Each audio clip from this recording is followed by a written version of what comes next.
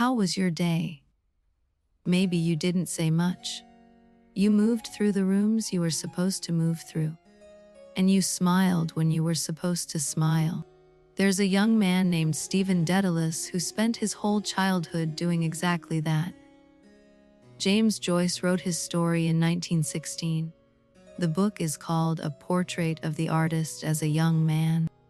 This is the story of someone trying to find out who he is in a world that keeps telling him. Lean back, close your eyes. We'll go slowly. It's okay if you fall asleep. Today, in some small way, the world asked you who you were. Maybe you gave the expected answer.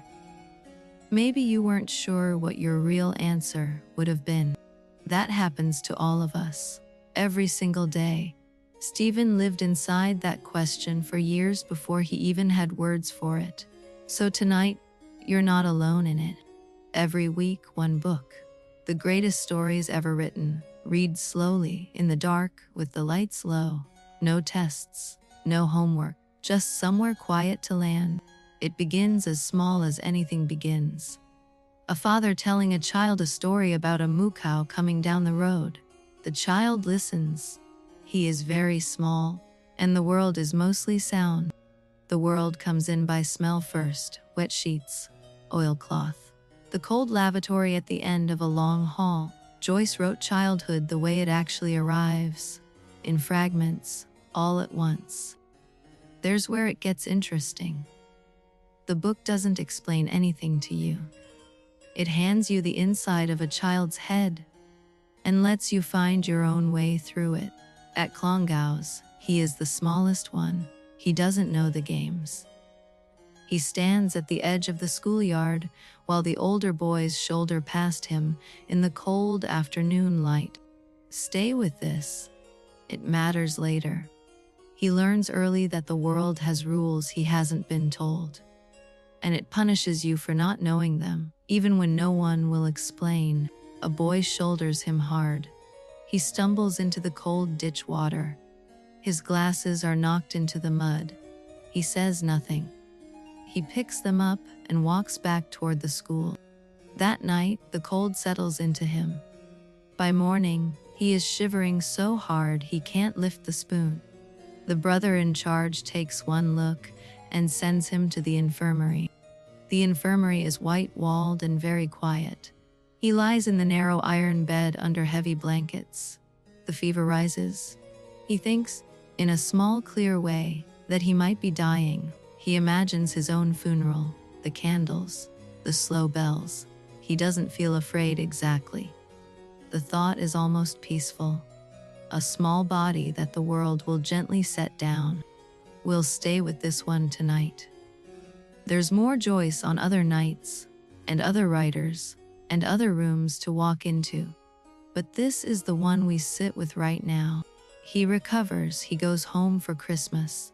The dining room is warm and full of voices, and the smell of turkey, and his mother's careful arrangements. And for one evening it feels like belonging. Then his father says a name. Parnell, the name of a fallen Irish leader, and the room, without warning, splits in half. Politics on one side, the church on the other. Here's where it gets interesting. The grown-ups start to argue. Voices rise. Stephen sits very small in his chair, watching the people he loves tear into each other across the candles. His father weeps openly when Parnell's name is finally spoken in defeat. Dante stands and leaves the room. The Christmas dinner is over. Stephen has just learned what adults can do. Notice how a single argument at a single table can split a country open inside one child. He has just felt Ireland, the whole shape of it, down at the level of his small chest. It will be years before he can name what happened that evening. But the feeling stays in his body. The feeling that the people he loves don't agree on what is true.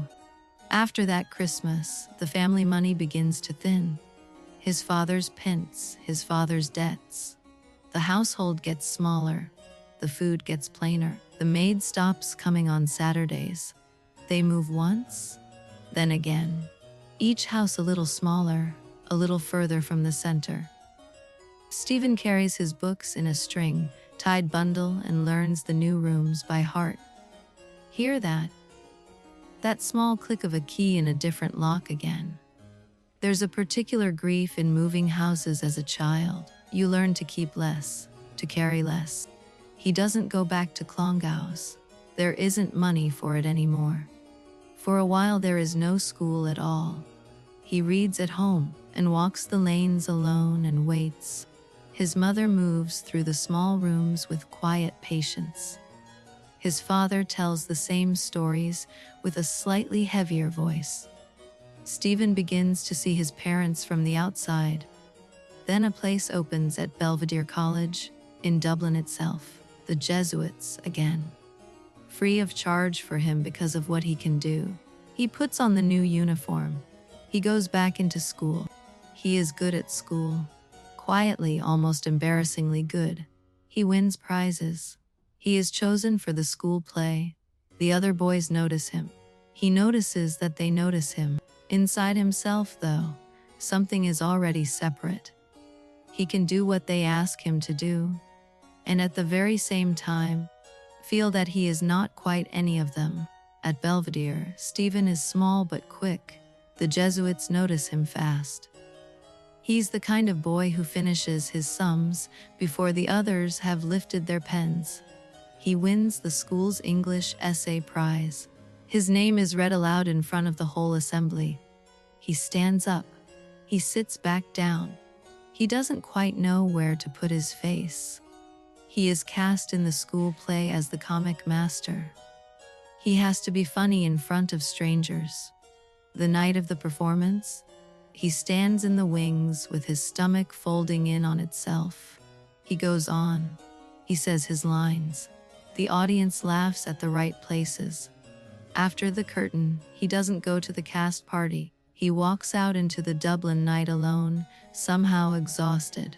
There's something he can't say to anyone yet. The applause didn't fix anything. He liked it, and he hated liking it. He walks home with both feelings turning over together. At home, the gas is turned low to save money. His father is out somewhere. His mother is at the kitchen table mending. He sets down his bag and goes upstairs without speaking. He lies on his back on his narrow bed, still in his coat. The ceiling has a stain in the corner. He has been watching it grow for months. He listens to the house settle. There's a particular loneliness in being the gifted child of a family that is sinking. You feel responsible. You feel useless. Both at once. He is 15. His teachers begin to talk about university for him. He hears them and he doesn't hear them. The future they describe sounds like a book. He is being asked to learn by heart. His father announces a trip, the two of them to Cork, to sell off what's left of family property. Stephen says yes, because there's nothing to say no to. They take the morning train. His father talks the whole way down, about old friends, about the songs they used to sing, about girls who were beautiful in 1875. Stephen sits across from him and listens politely. In Cork, his father takes him from one pub to the next. Old friends slap his father's back. They look at Stephen and shake their heads. "Is the spit of you, Simon?" Stephen does not feel like the spit of anyone. They visit the old anatomy lecture room of the medical school where his father once attended. The desks are carved with the names of dead boys. His father runs a hand along the wood, almost gently. Stephen leans down to look. Among the names, he sees a single carved word, Foitis. Cut deep, by a hand long gone. He stares at it. Something in him goes very still. He thinks a boy stood here once and cut that word. A boy with a body like his. A boy with feelings he wouldn't say aloud. He feels the long quiet line of all the boys who came before him. That evening, walking back to the hotel, his father drinks again. He tells Stephen, with a sudden softness, that he was once a great fellow. Stephen nods. Inside himself, he is very far away. Notice how a son can love his father and outgrow him at the same time. Stephen feels that for the first time clearly, in a strange city, with his father slightly drunk on a stone street. Back in their hotel room, his father falls asleep almost the moment he sits down. Stephen sits in the small armchair by the window and watches the gas lamps below for a long time. He is 15 and a half. He has just understood, without quite finding the word, that the man who made him will not be the man who can save him. He'll have to do that part alone. If you drift off here, that's fine. The train rocks back to Dublin in the morning, whether or not you're awake for it. The story keeps going on its own. Back in Dublin, Stephen wins another prize. A bigger one this time. Cash. A small fortune to a boy whose family has stopped keeping coal in the scuttle by Tuesday. He decides he will save them. He will run the household. He will buy his sisters small gifts. He will pay back his father's debts. He keeps a careful ledger for the first week. He buys his sisters ribbons. He buys his mother a small jar of preserves. He pays a long overdue grocer's bill. The money halves, then halves again. Money, when there isn't enough, behaves strangely. By the end of the second week, the prize money is mostly gone. The kitchen looks the same as before. His sister's new ribbons are already a little dirty. Nothing has been saved. This is one of the quiet, small heartbreaks of the book. The discovery that even when you give everything you have, it doesn't make a poor family rich. It just makes you tired in a new way. After that, something inside him quietly gives up trying to fix the family. He stops keeping the ledger. He stops counting. He starts walking the city instead. He walks for hours.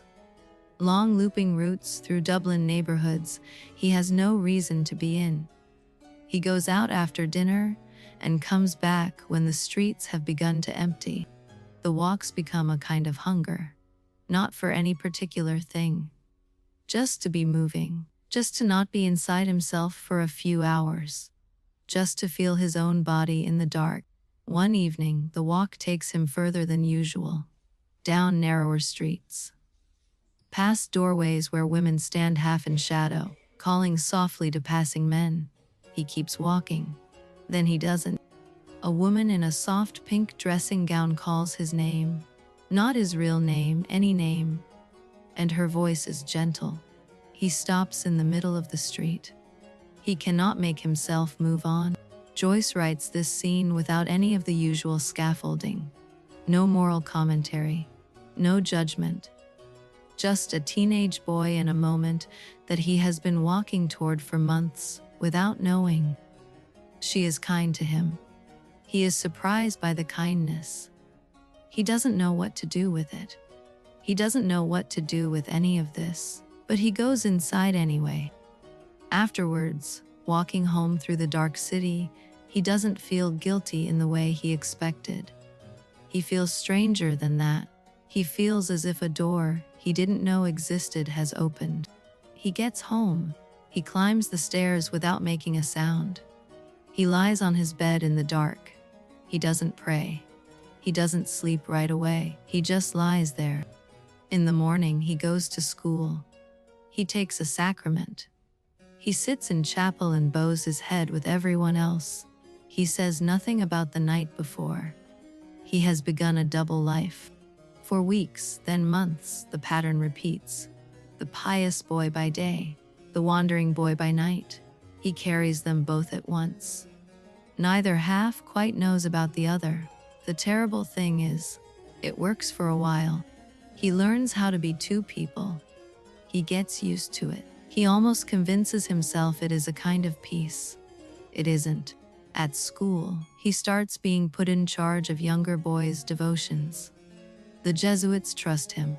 They make him a prefect of the sodality of the Blessed Virgin Mary.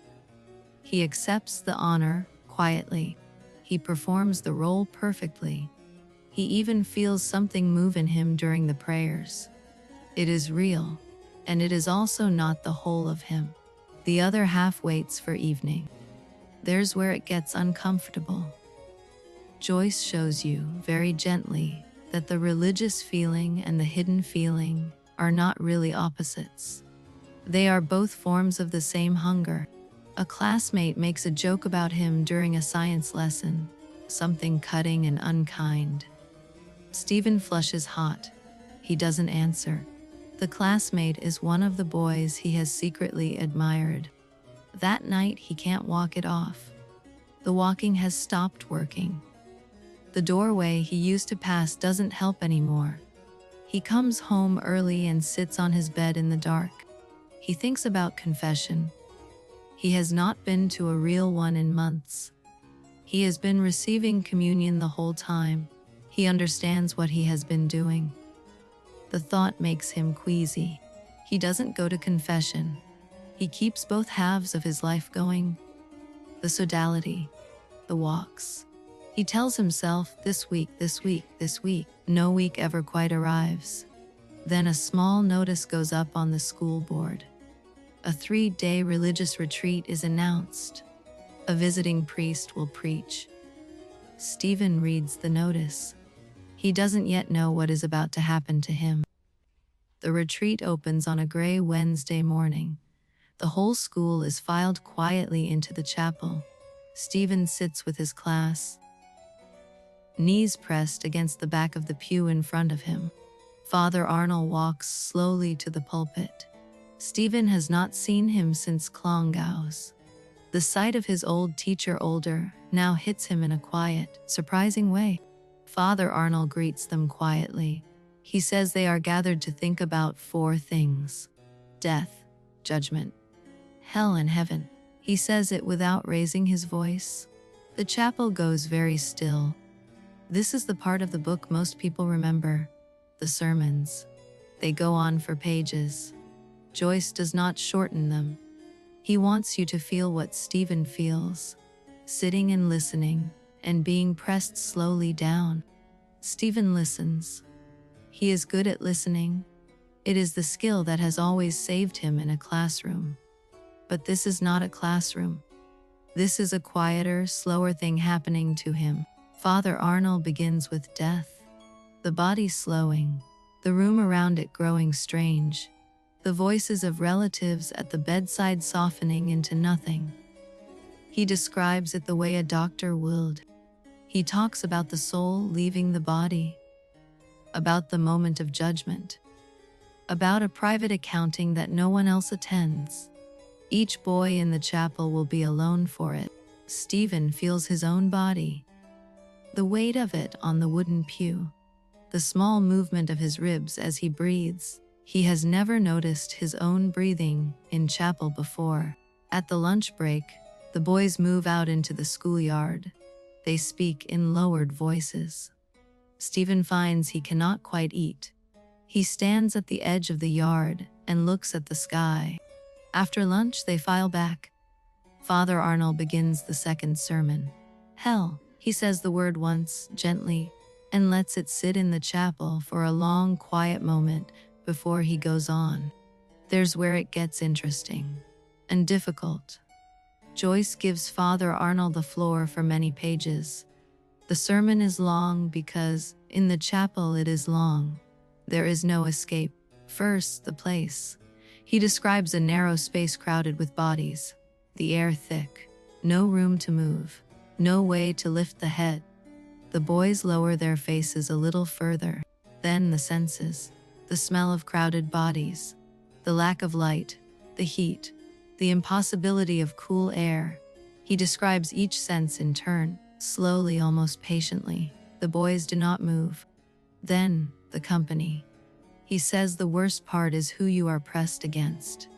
People you knew, people who failed in the same ways you failed. Faces you would have wanted to forget. Stephen begins to feel his own face hot. He thinks of the lamplit doorway. He thinks of the woman's pink dressing gown. He thinks of his own hand reaching out for hers. He cannot stop the images. Father Arnold speaks of fire that does not consume, of cold that does not numb, of pain that does not lessen with time. He speaks slowly. He is not shouting.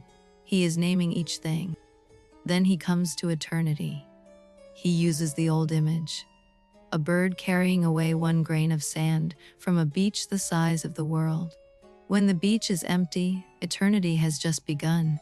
Stephen feels something inside him simply stop. Not crack, not break, just stop, like a watch when you have wound it too tight. He sits very still and waits for the sermon to end. When the sermon ends, the boys are dismissed. They walk out into the corridor without speaking. Stephen walks past his classmates without looking at them. He has to be alone now. If you drift off here, that's fine. The sermon is long because the silence after it is long. The chapel doors close on their own. The story keeps going on its own. He walks out of the school and across the city. He cannot quite remember which streets he is taking. His feet know the way without him. The autumn light is thin and slanting. He keeps thinking about the words. They will not leave him alone. He passes a butcher's window. The cuts of meat hanging in the glass make his stomach turn over. Two girls pass him on the pavement. They glance at him and laugh together the way girls do. He flushes. He thinks at once that they can see straight through to what he is. He gets home. He does not greet his mother. He goes up to his room. He sits on the edge of his bed in his coat. He realizes, after a long while, that he has not taken off his shoes. He gets up at one point and lights the candle on his desk. The flame seems too bright. He blows it out again. He sits in the dark instead. The window is a pale square against the wall. His mother comes up after a while. She knocks softly. She asks if he wants supper. He says no. She does not press him. She goes back down the stairs. He hears her step quietly. Hear that? The way a mother does not always insist on knowing. There's a kindness in it. She has noticed something. She is also giving him a small space he didn't know he needed. Upstairs, Stephen finally lies back on his bed. He does not sleep. He stares at the ceiling. The watermark in the corner is invisible in the dark, but he knows its exact shape by heart.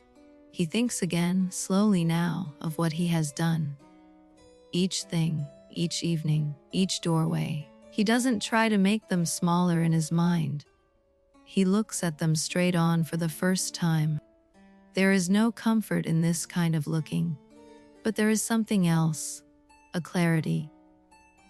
As if something he has been pretending not to see has finally been put on the desk in front of him.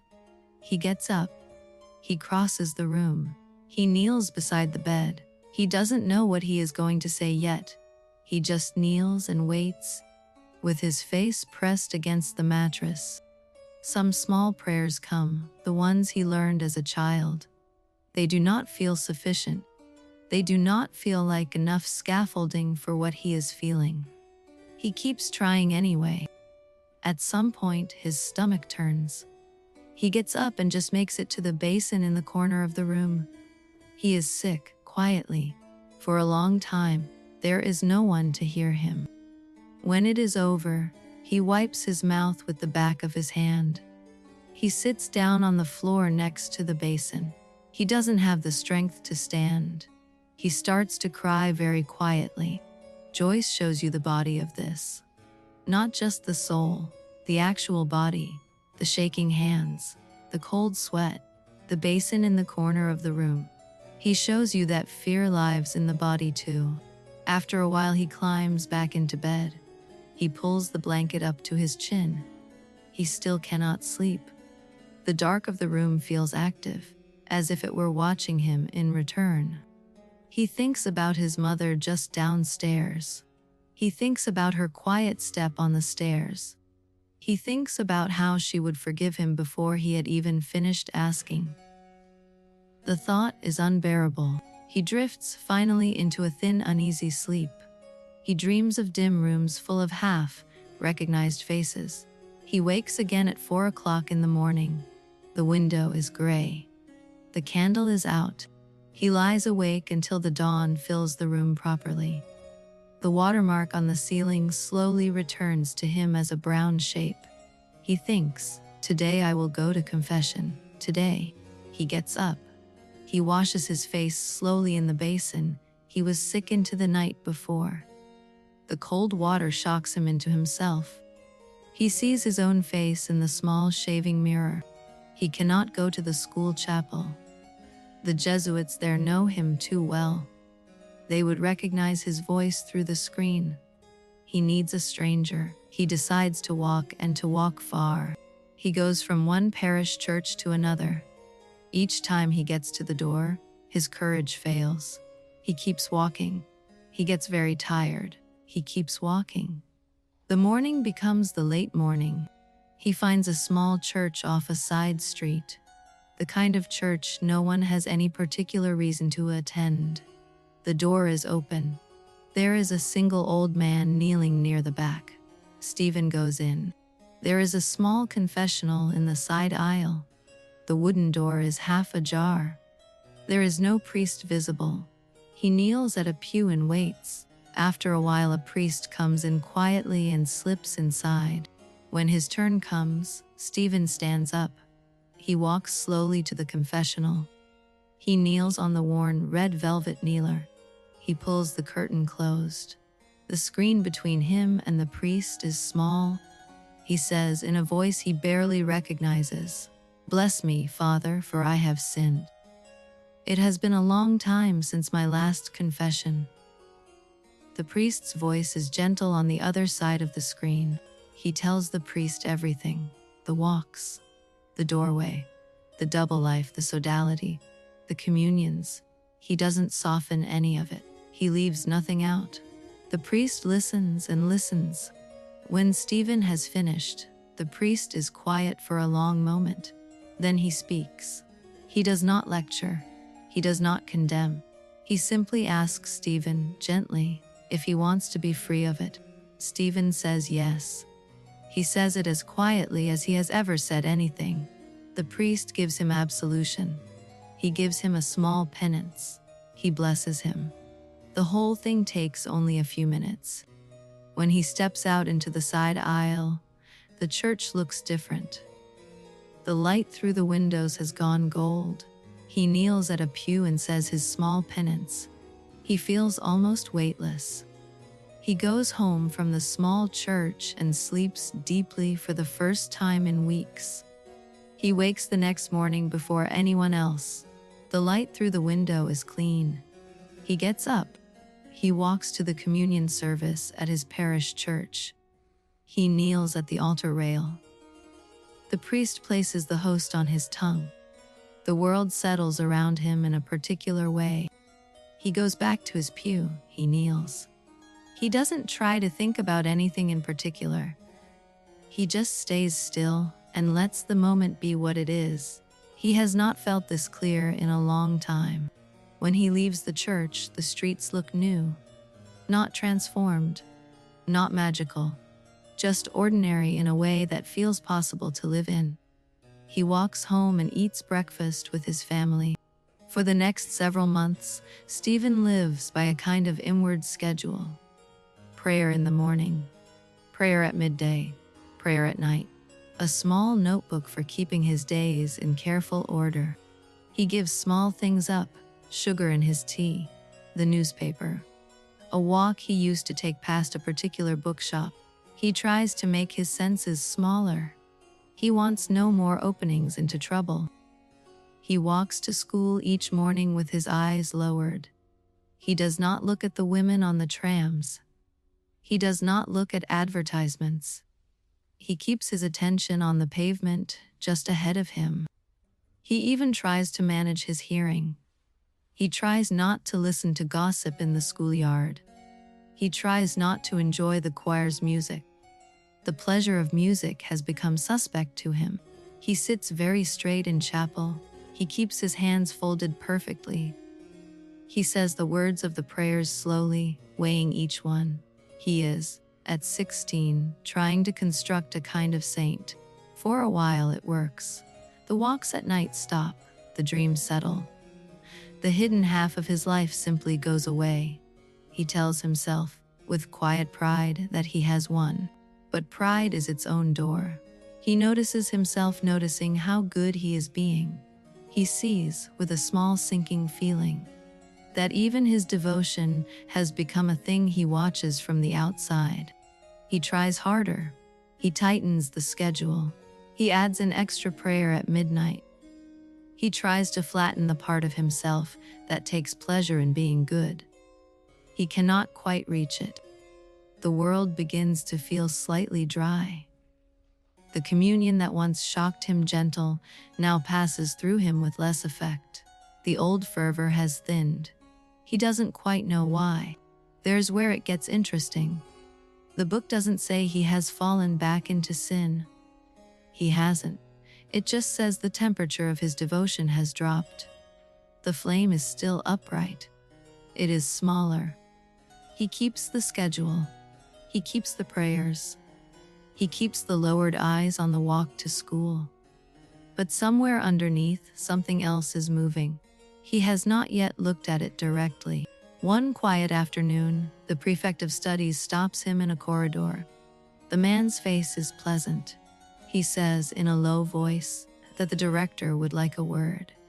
After class, in the parlor. Just a small thing. Stephen walks to the parlor after class. He knocks. The director opens the door himself. The room behind him is dim and small. There is a single armchair and a low fire. The director invites him in. They stand at the window of the parlor together.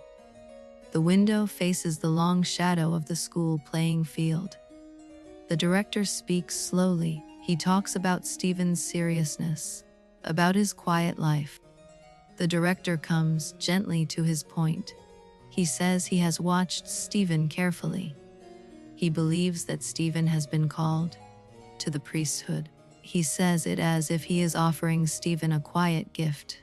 He describes the life, the black soutane, the breviary, the careful days, the certainty of doing important work, the honor of being chosen by the order. He is patient. He does not press for an answer. Stephen listens. He does not interrupt. Outwardly he is calm. Inwardly something is rearranging itself in a way he cannot quite name. He sees, suddenly, the whole of his life as one long quiet possible road. He sees, in the same moment, that this road was always on offer. The Jesuits have been preparing him for it without ever quite saying so. The quiet recognition of how thoroughly he has been shaped is a strange feeling. The director, after a while, says, "Take your time. Pray about it. Come back to me when you are ready." He shakes Stephen's hand briefly. He opens the parlor door for him. The corridor outside is quiet. Stephen walks out into the corridor. He walks down the long stair. He walks out the front gate of the school. He keeps walking until the school is behind him and the river is in front of him. Breathe here. The story keeps going on its own for a moment. This is why we read these books at night, for the part that still holds. He stands at the river for a long time. The water moves slowly under the bridge. A boat lamp in the distance bobs faintly. He is thinking about the long, quiet road the director described. He imagines himself in the soutane. He imagines the breviary in his hands. He imagines a life of careful, useful, well-ordered days. Part of him answers yes immediately. Another part, quieter, does not. He thinks of his own face, 20 years from now, pale, composed, walking calmly down a corridor of some quiet Jesuit house. He sees that face very clearly. He doesn't quite recognize it as his. He thinks of the smell of the parlor, the old wax, the cold corridors of the seminary, the certainty of the rule. He realizes, slowly, that the order is a kind of safety, and safety is exactly the question.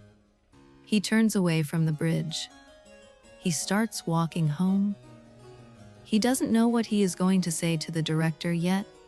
He only knows that when he tries to think the word yes, his chest does not lift. He walks home through streets he has known all his life. He notices as he walks that he is suddenly noticing things again. The shape of a chimney pot against the sky, a child laughing in a doorway. He has been walking with his eyes lowered for so long that the city looks new.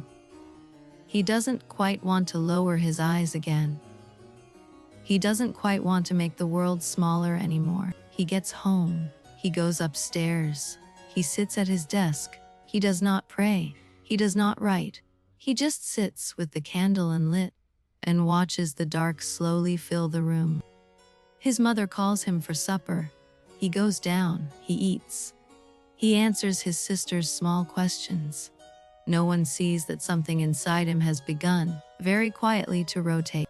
That night, lying in bed, he thinks of the river again, of the boat lamp bobbing in the distance, of the sense, suddenly, that there were other lights moving in directions he had not thought to follow. For the next several days, he goes about his ordinary life: school, chapel, supper, the small, careful schedule. But the small, careful schedule has stopped being the center of him. He notices with surprise. He waits for an answer to come to him. He doesn't try to push it. He has the obscure sense that the answer is being made, slowly, without his help. He just has to keep moving and let it form. One morning, walking past a stationer's window, he sees a slim notebook with a pale gray cover and pages the color of cream. He buys it. He doesn't know yet what he will write in it. He just buys it. He carries the notebook home. He puts it on the corner of his desk. He doesn't open it. He just looks at it sometimes in the evening, before he blows out the candle. It feels like a kept seat. His school year nears its end. The director does not press him for an answer. The director walks past him kindly in the corridor and lets the question hang in the air. Stephen is grateful for the patience. Then, one evening, the director catches him alone in a small alcove. He says, gently, that the matter cannot wait forever. The order has its calendars. He needs an answer in the next few days. Stephen says he understands. He says he is thinking carefully. He does not promise an answer that day. The director seems satisfied with that. He says he will hold the place open as long as he can. That night, after supper, Stephen walks out of the house and along the canal. The water is still. He walks for a long time. The silence is the kind that is patient. It does not push him toward anything. He realizes, walking, that the question is not whether he loves God. The question is who he is going to be while loving God. And the careful Jesuit answer is not the only possible one. He walks home very slowly. He goes upstairs. He sits at his desk. He opens the slim gray notebook for the first time. He writes one short line in careful ink. He closes it again. The next morning, he goes to the director's parlor again. He knocks. The director opens the door. They sit by the low fire. Stephen says, quietly, that he is grateful, and that he will not be coming. The director is quiet for a moment. Then he nods. He thanks Stephen for his honesty. He does not try to argue. He says only that the door will remain ajar, in case Stephen ever wishes to walk back through it. They shake hands. Stephen leaves the parlor. He walks down the long corridor. He does not look back. The corridor is long and quiet, and at the far end the front door is open onto the bright outside. He steps out of the school. The sky is open. The Dublin air smells of coal smoke and the river. He stands on the front steps for a moment and just lets the city be around him. He has refused something. There's where it gets interesting. The book does not turn the refusal into rebellion. It is quieter than that. He has not rejected God. He has only refused one particular shape of his life. He walks home along the river. He sees the bridges. He sees the gulls. He sees the small boats. He sees with a strange new clarity that the city itself is interesting in ways he had stopped noticing. He gets home. He doesn't tell anyone what has happened. He goes upstairs. He opens the slim gray notebook again. He writes a longer entry now. He writes for almost an hour without lifting his head. He doesn't know yet that the slim gray notebook is the seed of his real life. He just knows that for the first time in months, the act of writing something down does not feel like a danger. That evening, his mother sees him at supper. She notices, without quite knowing why, that something about him has eased. She doesn't ask. She just slides another piece of bread onto his plate. That night, he sleeps deeply. He dreams without remembering what he has dreamed. He wakes up to a Saturday morning. The sky is pale. He decides, quietly, that he is going to walk out to the sea. He puts on his coat. He walks out of the house quietly. He has no breakfast. He just wants to be moving. The streets are empty in the way only Saturday mornings are. He walks east. Toward the bay, the houses thin. The streets widen. The smell of coal smoke gives way slowly to the smell of salt. He has done this walk before, but never with this particular openness inside him. At the edge of the city, he reaches the long stone causeway called the Bull Wall. It runs out into the bay like a finger. He starts to walk along it. The air is cold. The light is pale silver. A group of boys are swimming below the wall. They are shouting and laughing and pulling each other into the cold water. Their voices carry. They sound a little like seabirds at this distance. One of them sees him, calls out his name, calls it the old way, Stephanos, half mocking and half affectionate, the way classmates do, the Greek version of his name, the mythical one. The other boys take it up. They call him Dedalus. They turn his last name into the inventor of myth, the maker of wings. They mean it as teasing. Stephen on the wall hears it differently. He hears in their joke the half shape of his own future, the maker of wings, the man who built something that could lift him out of an island. He doesn't say anything. He just keeps walking. He reaches a place where the wall ends and the sand begins. He steps down off the stones onto the wet shore of Sandymount. The tide is far out. The sand stretches before him like a vast pale floor. He walks out across the strand. The wet sand reflects the sky. He is for a moment walking on the sky itself. He is, at this moment, the only person in the world. He walks for a long time. He doesn't think in sentences. He thinks in images. The sky, his own feet, the Dublin city behind him small as a row of toy houses. Then he sees her. A girl alone, standing in shallow seawater. Her skirt is gathered up and tucked into her belt so that she can wade. Her bare legs are pale in the water. She is not looking at him.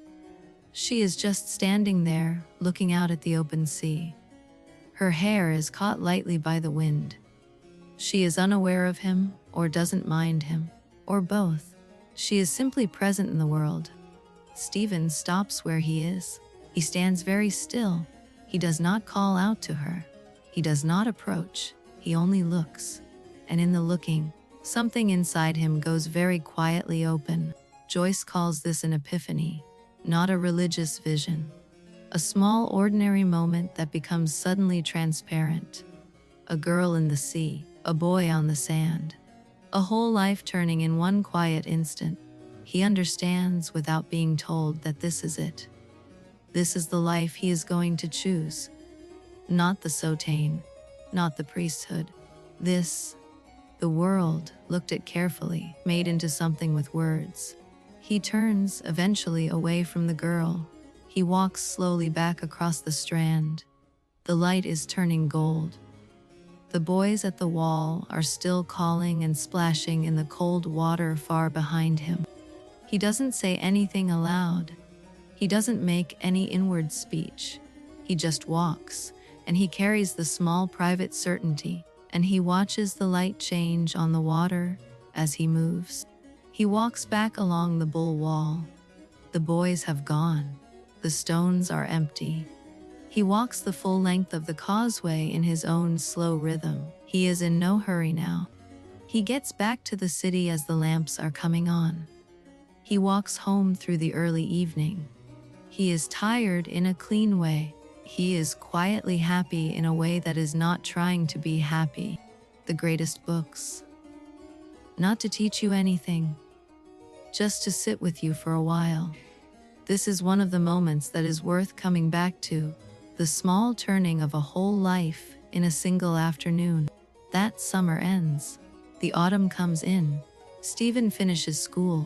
He starts at University College Dublin, the old grey building, the Jesuits again, in a new shape.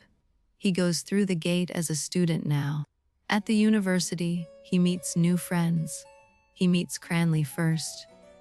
Tall, dark-haired, calm, the kind of person who listens longer than other people. Stephen finds himself talking more easily with Cranley than with anyone he has known. He meets Lynch second. Lean, sallow, ironic. The kind of friend who pretends to be cynical so that he won't have to be hurt by anything. Stephen and Lynch fall into long walking arguments almost immediately. They walk a lot. They walk through the city in long looping routes. Stephen talks about beauty, about what makes a thing beautiful.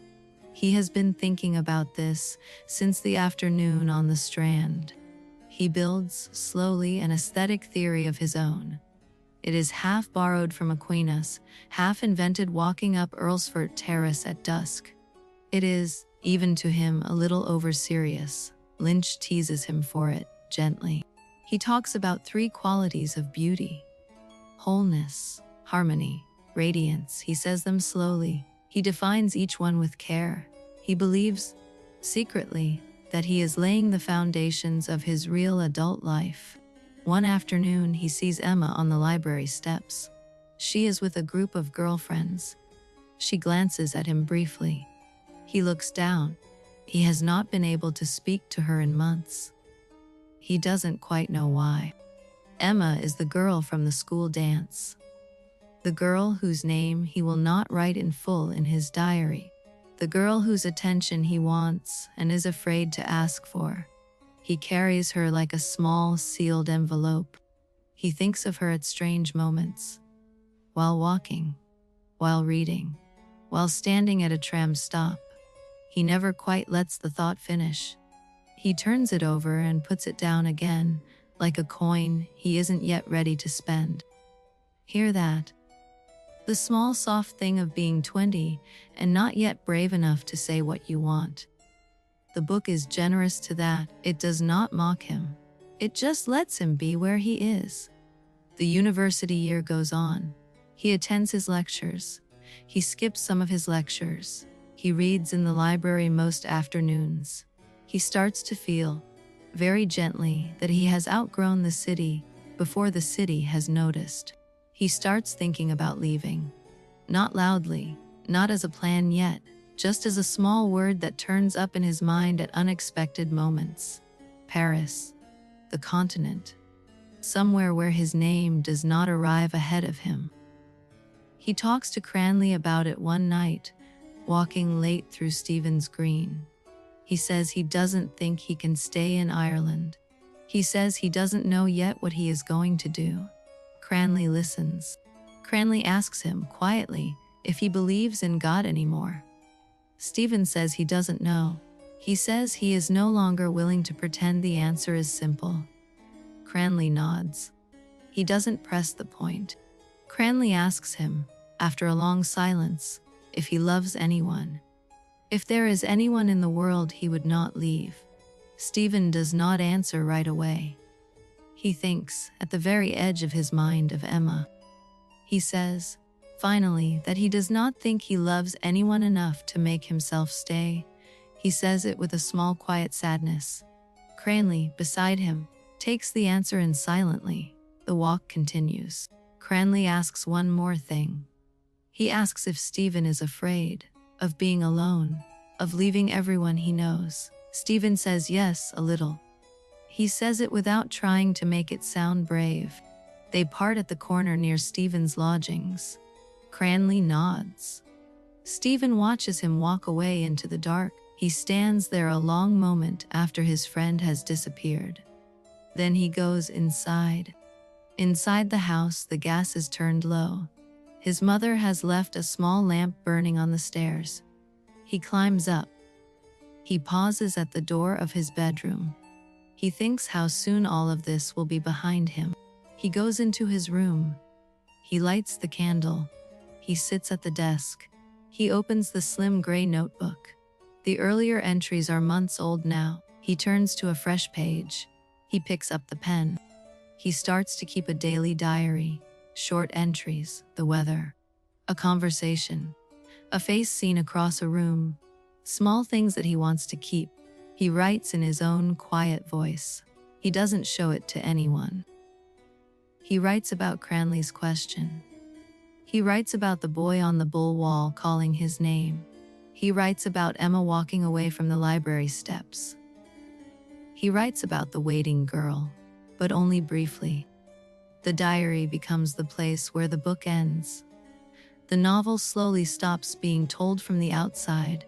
It becomes a young man's own voice, written in his own hand, addressed to no one but himself. He writes about his parents, about his mother folding linen at the kitchen table, about his father's voice in the parlor, telling another old story to no one in particular. He writes them down very gently. He writes about his mother packing his things, the small stack of folded shirts, the handkerchief with the pressed corners, the way her hands moved without saying anything. He doesn't say what he feels. He just notes it. There's a small moment in the diary where he writes that his mother said a quiet prayer for him, that she hopes he will learn, away from her, what the heart is. He records the line carefully. He writes about the city, about the gas lamps, about the trams, about a particular Dublin doorway where the light always falls in a way that he likes. He is, without quite naming it, beginning to say goodbye. He stops attending some of his lectures entirely. He spends afternoons walking the quays. He looks at the ships. He looks at the men loading crates. He thinks about how a body becomes a passenger. One afternoon, he sees Emma again, across the street, with a young man. They are talking gently. She is laughing at something the young man has said. Stephen does not cross the street. He keeps walking. He writes about it that night. He writes that he is not jealous. He writes that he is only sorry. He writes that he wishes, in another life, he had been braver. He underlines none of it. The autumn deepens. The leaves turn. The first frosts come. Stephen feels the city tightening around him. And at the same time, he feels himself loosening from it, the way an old coat loosens at the shoulders. He starts to make small practical plans. He looks at sailing schedules in the paper. He inquires about lodgings on the continent. He saves a little money quietly. None of these acts feels dramatic. They feel like a hand making a fist. He tells his mother first. He tells her one evening, sitting at the kitchen table while she mends. He says he is going to the continent. She doesn't argue. She doesn't cry. She just keeps mending the cuff in her hands. She says, after a long pause, that she knew. She says she had been waiting for him to say it. She says she is glad he has finally found the words. She does not ask how she will manage. He sees that she will manage. He goes upstairs. He sits at his desk. He opens the slim gray notebook. He writes one short entry. He writes that he has told her, He closes the book. He turns down the lamp. The room is quiet.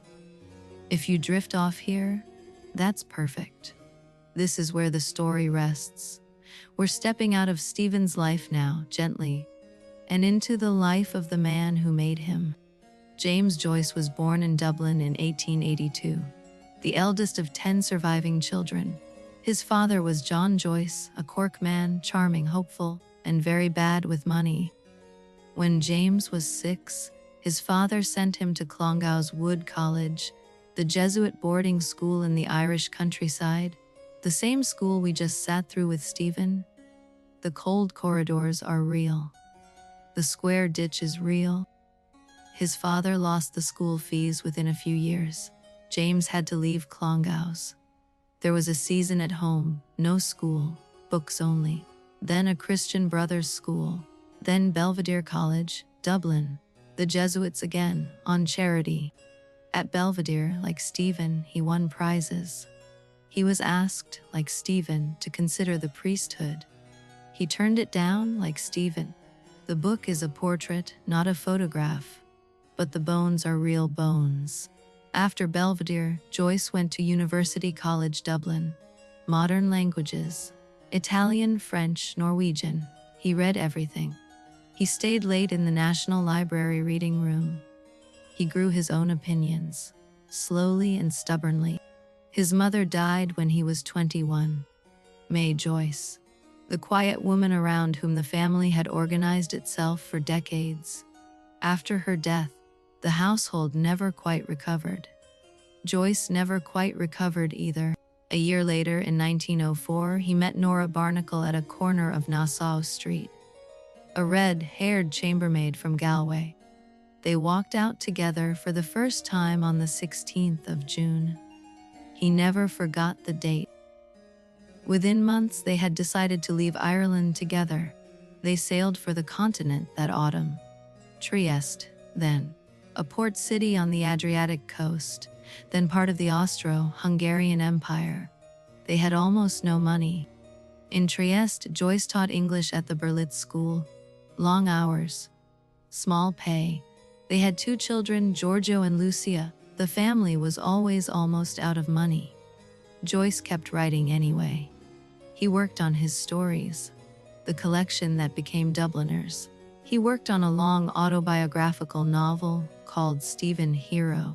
He kept rewriting the early chapters of that novel for years and years.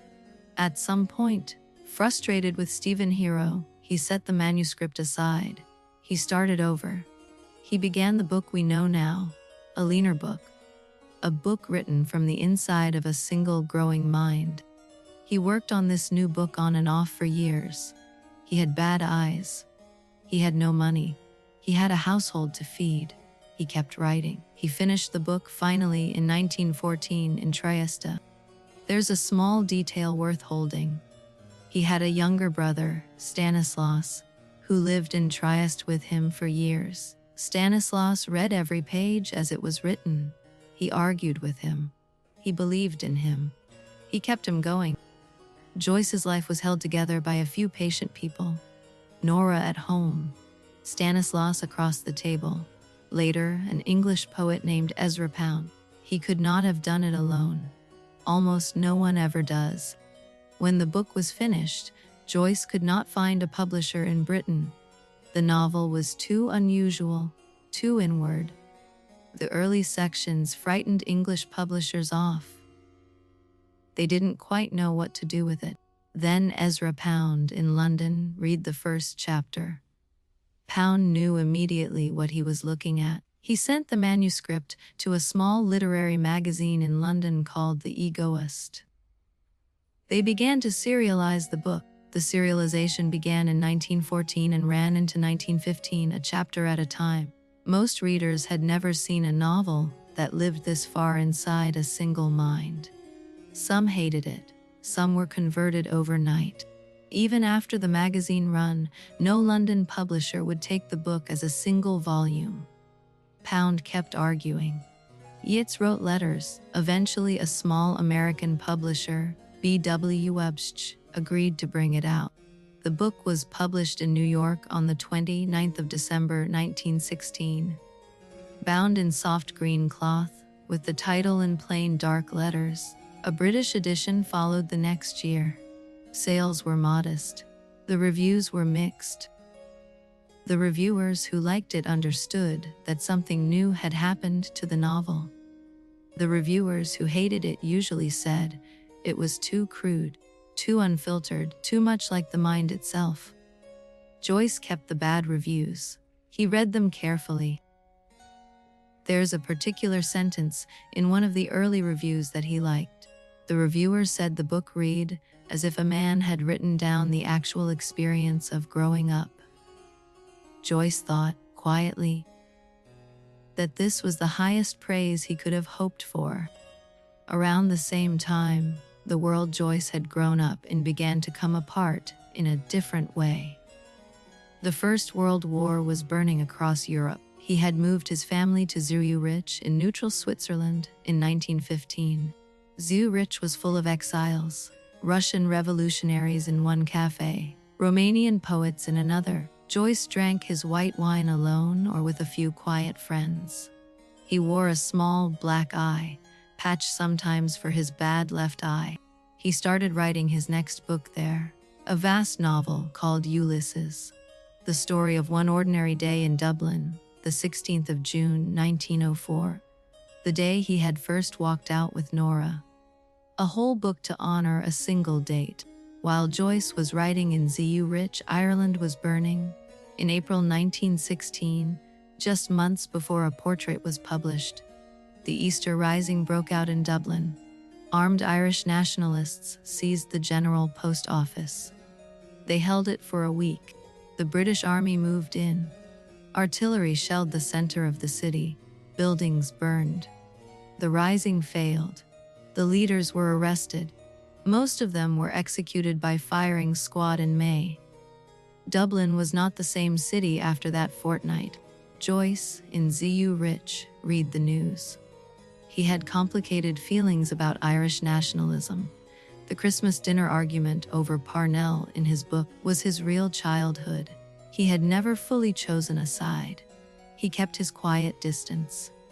When a portrait of the artist as a young man came out at the end of 1916, then it landed in a country that had just been changed forever.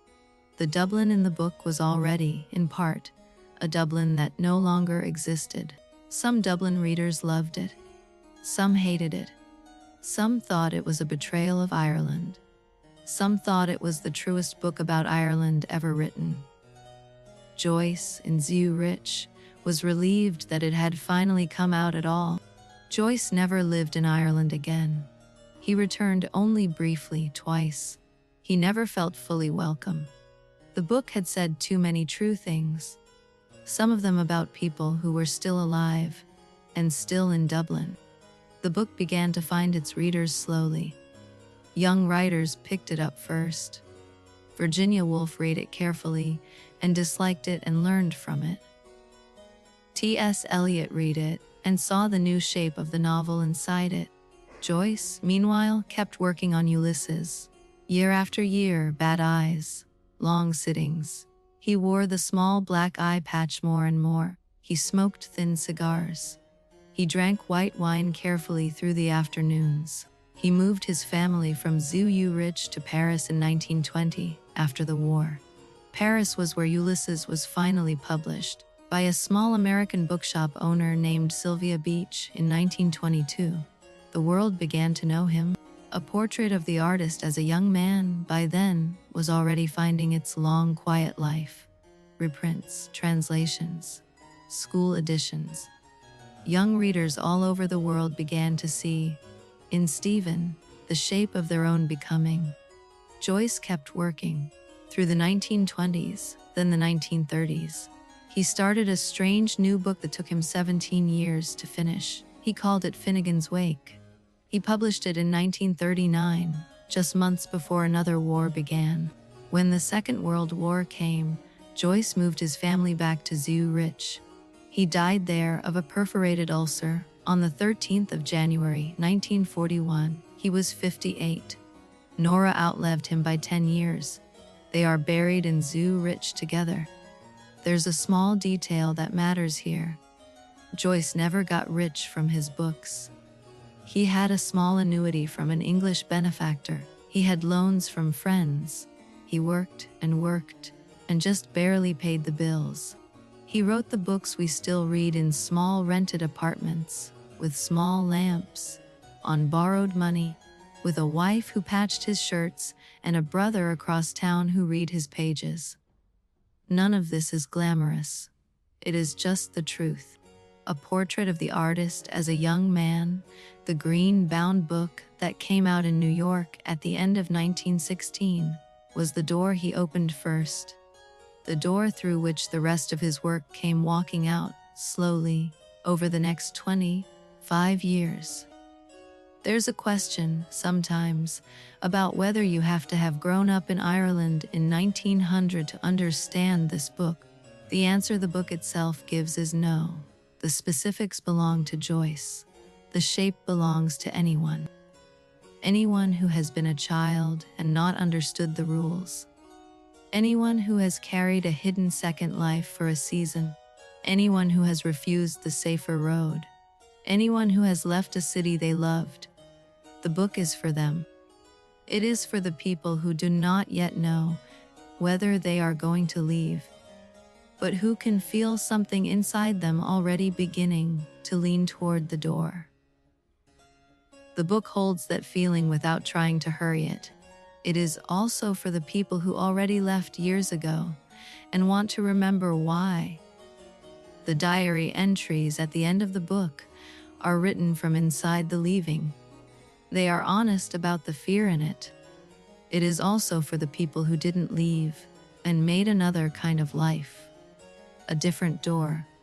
A staying that was its own shape of art. The book does not punish either path. It just shows the moment of choosing. The book has been in print continuously since 1916. It has never gone out of print. Few books written in the 20th century can say that. It has been read for 110 years now. Each generation of readers has found their own version of Stephen inside it. The pious boy, the rebellious boy, the dreaming boy, the leaving boy. The book holds them all in the same quiet sentences. There's a particular sentence near the end of the book that gets quoted more than any other. I will not serve that in which I no longer believe. It is one of the bravest sentences a young person ever says aloud in fiction. It is brave because it is not loud. It is brave because it does not pretend to know what comes next. It is just the small, clean refusal of a single false life, said quietly, with no audience. When you say a sentence like that aloud, even just inside yourself, the room around you very quietly changes shape. Joyce's whole career was a kind of long, careful listening to the sound of that change. A portrait of the artist as a young man changed what a novel was allowed to do. Before it, most novels stood outside their characters and described them. After it, novels could stand inside. The technique has a slightly dry name. Free indirect style.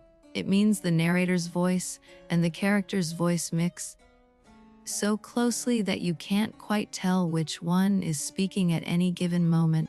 Joyce did not invent free indirect style. Flaubert had been using it in Madame Bovary 50 years earlier, but Joyce pushed it further. He let the language itself age with the character. Baby words at the start. Aesthetic theory by the end. The first chapter of a portrait reads almost like a child's book. The vocabulary is small. The sentences are short. The world arrives in flashes. The grown-up reader has to slow down to read it, the way a child would. By the last chapter, the same book has become almost philosophical. Long sentences. Aesthetic theory. The diary entries. The reader has aged with Stephen page by page. The form has become the content. There's a name in literature for this kind of book. The Ku Nensleroman. The portrait of the artist as a young person. There were earlier Cunenslurmans, but Joyce's became the model that the rest of the 20th century tried to live up to. Virginia Woolf in London took some of the lessons of Joyce's interior style and used them in Mrs. Dalloway. D.H. Lawrence took them in Sons and Lovers. William Faulkner in Mississippi took them and made The Sound and the Fury. Later, in the second half of the century, the same lessons were absorbed by writers from every continent. Toni Morrison in America, Salman Rushdie in India and London, James Baldwin in Paris, many who never met, all shaped by what Joyce did. The technique itself is now so standard that you almost don't notice it. Pick up any modern novel, read a paragraph. There will be moments where the narrator slips inside the character's head. That slip began here. Joyce did one other thing for the novel. He made the small ordinary moment, the epiphany, into a serious literary unit. A girl in a sea, a boy on a sand, a whole life turning. Whole books are now structured around such moments. The word epiphany itself, in its modern literary sense, comes from Joyce. He used it in his early manuscripts. He meant a small showing forth of the secret meaning of a thing. The novel is a series of such showings. There's something kind in this. The book is teaching you, by example, that the real material of a life is small. A father telling a story, a doorway in lamplight, a girl in shallow water. The book is asking you to look at your own days that way. There is a version of you, in some quiet way, that has had its own afternoons on its own beaches. The ones you remember without trying. The ones that became, without your noticing, the center of a kind of life. The book gives you permission to take such moments seriously. To not let them be small. To let one quiet afternoon hold the same weight as a chapter of public events. That is not a small inheritance. It is part of why the book has lasted. It is part of why it is read in classrooms and read at night by lamps in small rooms 100 years after publication. The lesson holds. Different readers find different versions of Stephen as they age. The teenager picks up the book and finds the boy at Clongowes, the smallest one in the yard, the wet ditch, the unfair punishment. The university student picks up the same book and finds the long aesthetic conversations at the library steps.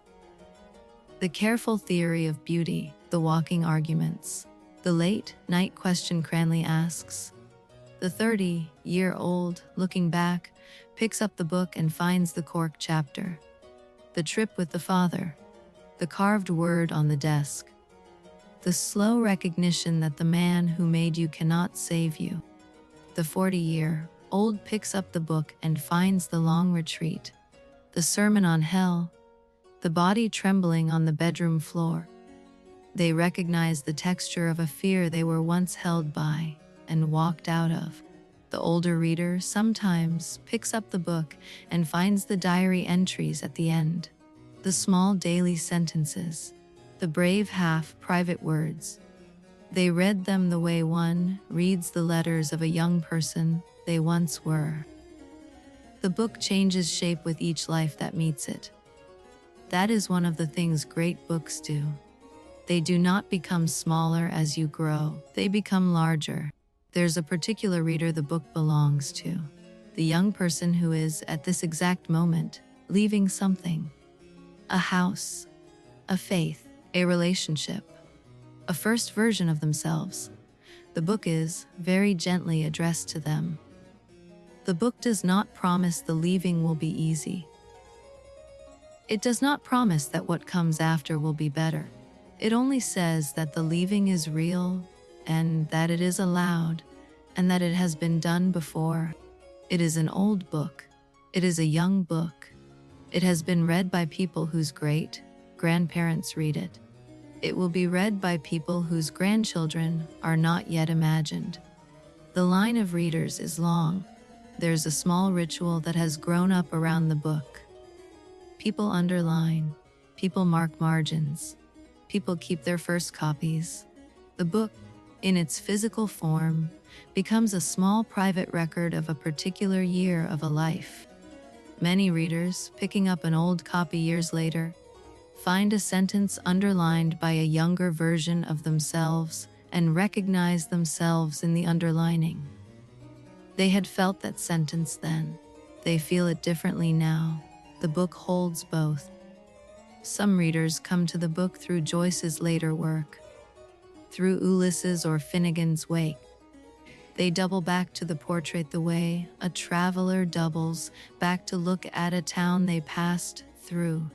Most readers, though, come to the book the way people first came to it, as students, in a classroom, or alone in a bedroom with a small lamp, and a sense that they are about to find out something they've been needing to know. There's a quiet generosity to this. The book does not require any special preparation. You don't need a degree. You don't need to know Latin. You just need to be a person, somewhere, with an evening to give it, and the book, in return, asks very little of you. Not understanding, not even attention every minute. Just your company, page by page, for a while. The book is patient with the reader. It always has been.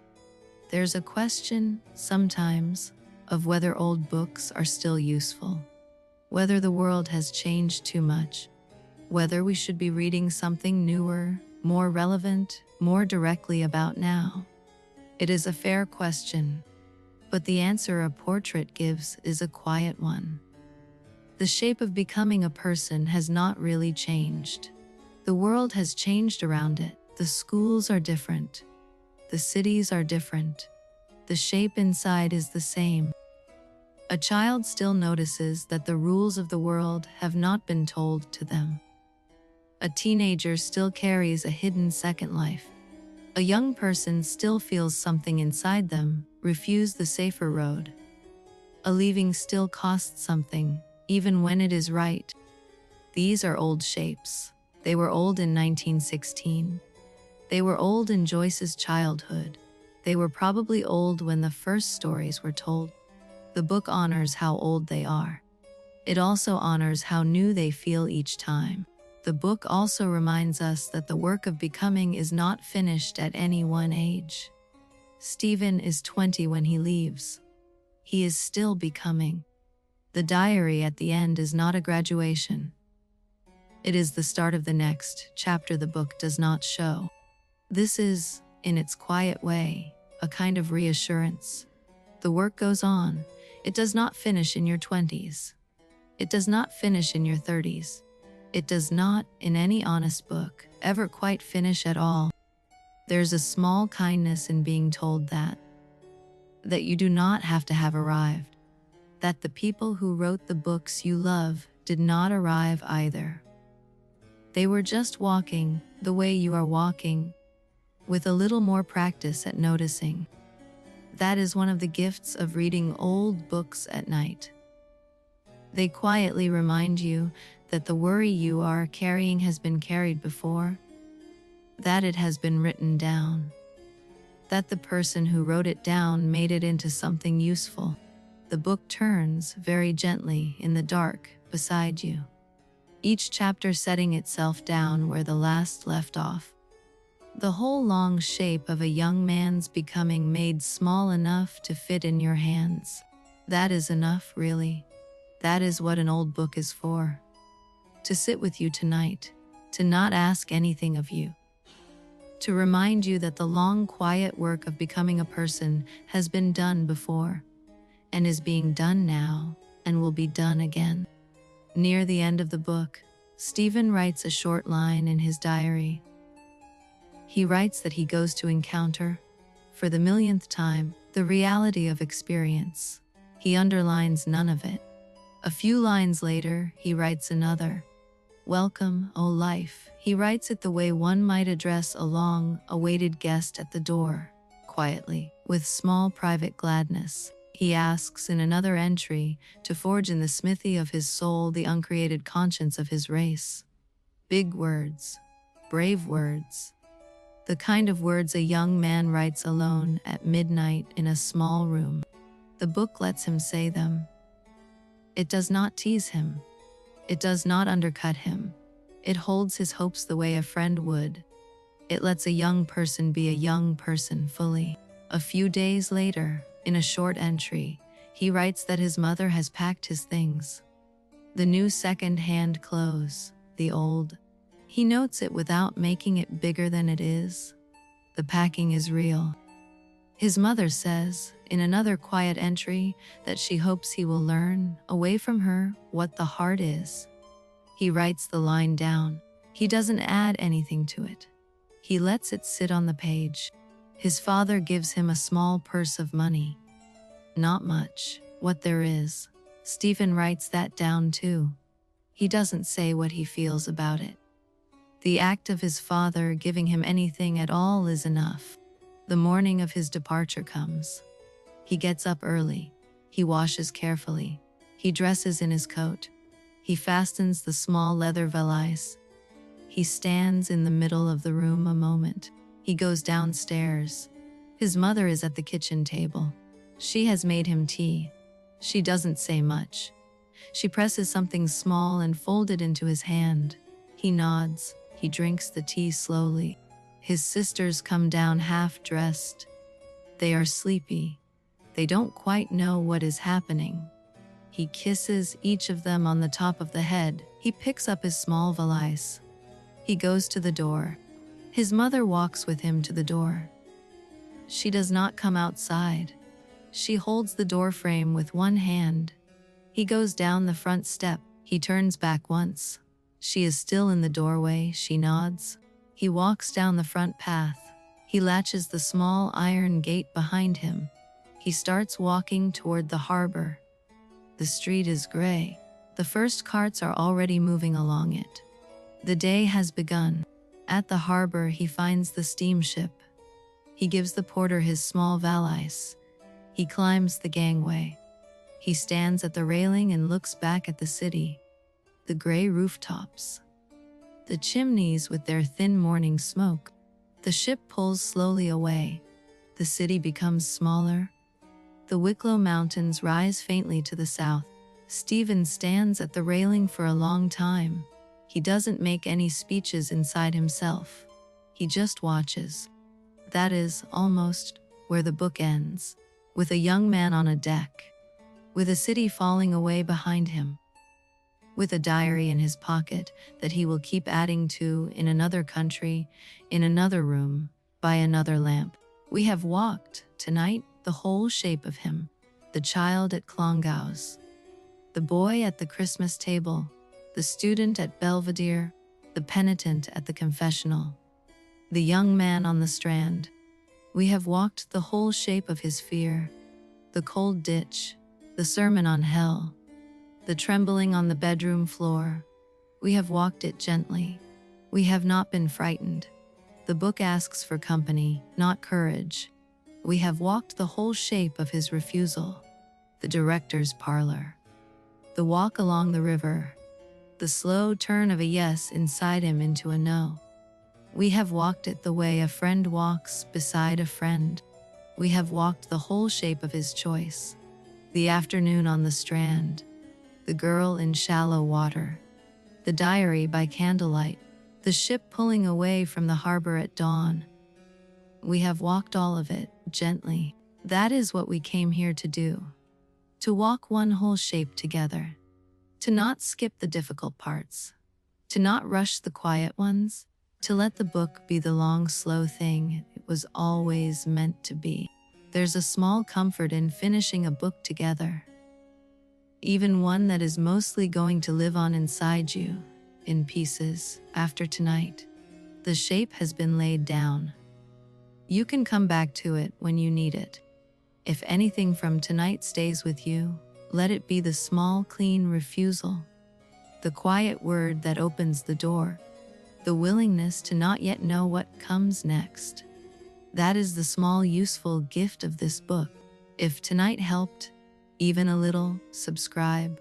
Next week, another book. The room is quiet now. The book is closed. The lamp is low. The day is almost over. Stephen is on the deck of the ship, somewhere out in the dark sea. The diary is in his coat pocket. He is no longer ours to follow. He goes on into his own life now. We stay here. The lamp is enough. The dark is enough. The book is enough. The book will still be here tomorrow. So will we. Sleep well. Next time, something older. Closer to the beginning. Good night, Stephen. Good night, Mary. Good night, Dublin. Good night, the cold sea. The lamp is turning down. The room is settling. The book has closed itself. The pages are still. Outside, the last lights of the city are going out. Inside, the dark is gentle. You are safe to rest. Good night.